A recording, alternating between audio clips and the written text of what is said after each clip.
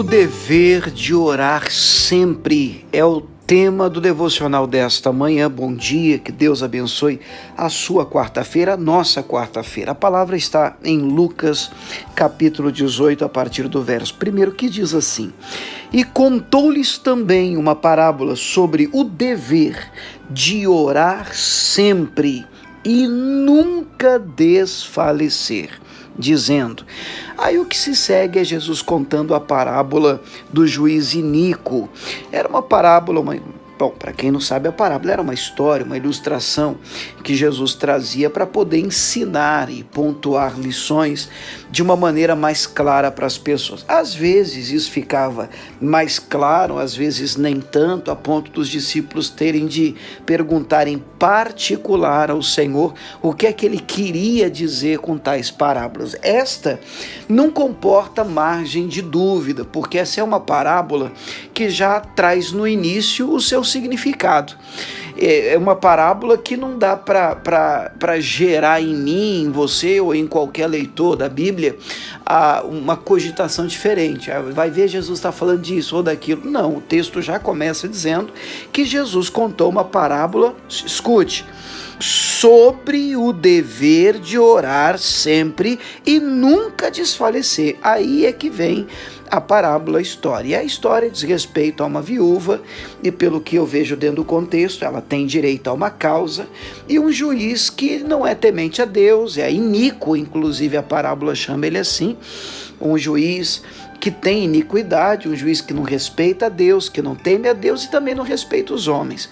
E por um tempo essa mulher buscou esse juiz, buscou por justiça, e ele não a ouviu, mas o resumo da história é que de tanto ela insistir, de tanto ela persistir, o juiz não porque ficou tomado por dó, por pena, misericórdia, não, simplesmente porque queria se ver livre dela, livre da importunação que ela causava. Já foi e resolveu logo o problema dela.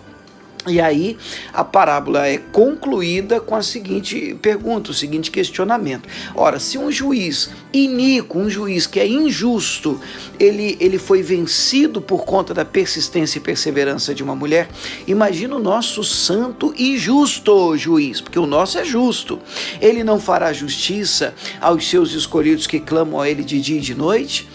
Eu digo, o texto termina assim, que depressa lhes fará justiça, mas quando ele vier encontrará fé na terra. Então existem diversas lições aqui. Eu queria, por conta até do nosso tempo, não quero que o áudio fique comprido demais, mas eu queria pontuar pelo menos algo que eu entendo ser muito importante, a diferença entre teimosia e persistência.